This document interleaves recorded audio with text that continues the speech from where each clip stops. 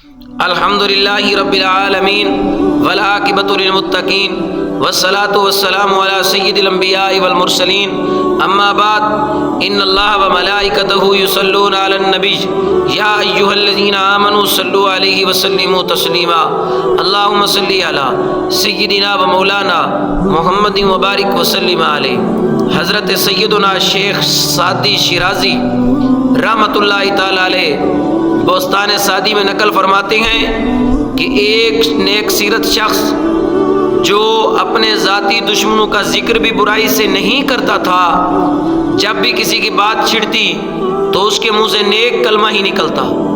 جب وہ فوت ہوا تو اس کے مرنے کے بعد کسی نے اسے خواب میں دیکھا تو پوچھا، سوال کیا، ما فعل اللہ بکا، اللہ تعالیٰ نے تیرے ساتھ کیا معاملہ کیا؟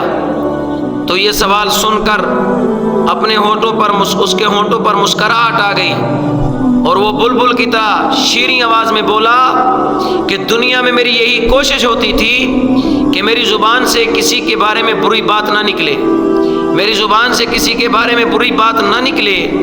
تو نکیرین نے بھی مجھ سے کوئی سخت سوال نہ کیا اور یوں میرا معاملہ بہت اچھا رہا۔ تو دوستو، اس چھوٹی سی کہانی سے یہ آپ ملاحظہ فرمائیں کہ نرمی اور عفو درگزر کرنے سے اللہ رب العزت کی کس قدر رحمت ہوتی ہے۔ کاش ہم بھی اپنی بےعزتی کرنے والوں یا ستانے والوں کو معاف کرنا اختیار کریں، معاف کرنا اختیار کریں۔ مسلم شریف کی حدیث پاک ہے، جس چیز میں نرمی ہوتی ہے اسے زینت بخشتی ہے اور جس چیز سے جدا کر لی جاتی ہے اسے عیب دار بنا دیتی ہے، اسے عیب دار بنا دیتی ہے۔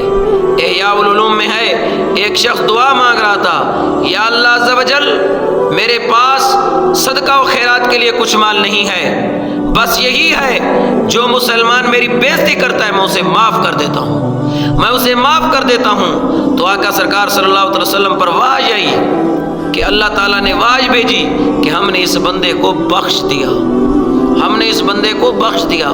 تو یہ معاف کرنے کا کتنی فضیلت ہے، کسی کو معاف کرنے کی کتنی فضیلت ہے، نرم لہجہ اختیار کرنے کی کتنی فضیلت ہے۔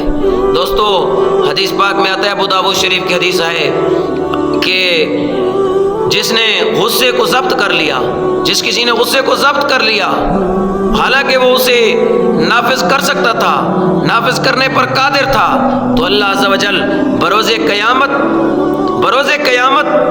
اسے تمام مخلوق کے سامنے بلائے گا اور اسے اختیار دے گا کہ جس حور کو چاہے تو پسند کر لے، جس حور کو چاہے تو لے لے۔ تو یہ ہے عفو درگزر کرنے کی، یہ ہے عفو درگزر کرنا، یہ ہے غصے کو پی جانا۔ اور حضرت سیدنا مالک بن دینار رحمۃ اللہ تعالی علیہ، یہ بزرگان دین جنہوں پر ظلم ظالمین اور ستم کافرین پر صبر کرتے تھے، ان میں سے ایک بزرگ حضرت مالک بن دینار بھی تھا۔ آپ نے ایک مکان کرائے پر لیا تو اس مکان کے بالکل متصل ہی ایک یہودی کا مکان تھا۔ وہ یہودی بغض و عناد کی وجہ سے پرنالے کے ذریعے گندا پانی اور غلاظت اور نجاست آپ رحمۃ اللہ علیہ کے کشانہ عظمت میں ڈالتا رہتا۔ آپ رحمۃ اللہ علیہ خاموش رہتے، آپ خاموش رہتے۔ ایک دن اس یہودی نے آ کر ہی خود عرض کی کہ جناب، میرے پرنالے سے گزرنے والی جو نجاست ہے، گزرنے والی جو گندگی ہے، اس کی وجہ سے آپ کو کوئی شکایت تو نہیں، آپ کو کوئی شکایت تو نہیں؟ آپ رحمۃ اللہ علیہ نے بڑے ہی نرمی سے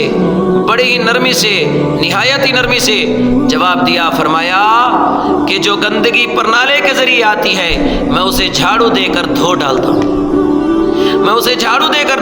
ہوں، تو اس نے کہا، آپ کو اتنی تکلیف ہونے کے باوجود غصہ نہیں آتا؟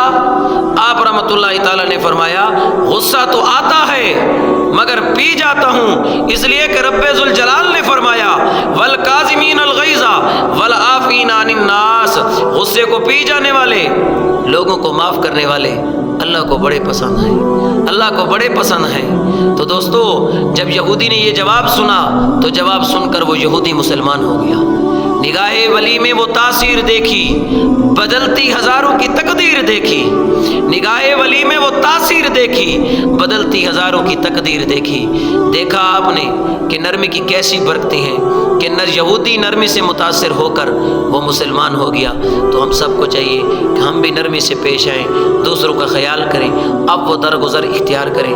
اللہ رب العزت کی بارگاہ میں دعا ہے اللہ تعالیٰ یہ میرے الفاظ اپنی پاک بارگاہ عالیہ میں منظور و مقبول فرمائے۔ اور آخر میں یہ گزارش ہے کہ اگر کسی کو میری یہ بات اچھی لگے تو میرے چینل کو سبسکرائب بھی کریں، شیئر بھی کریں، اور اگر میرے فیس بک پیج پہ دیکھ رہے ہیں تو اس پیج کو فالو بھی کریں، لائک بھی کریں۔ انشاءاللہ آئندہ بھی اس طرح کے اصلاحی بیان آپ کو ملتے رہیں گے۔ وما توفیقی الا باللہ۔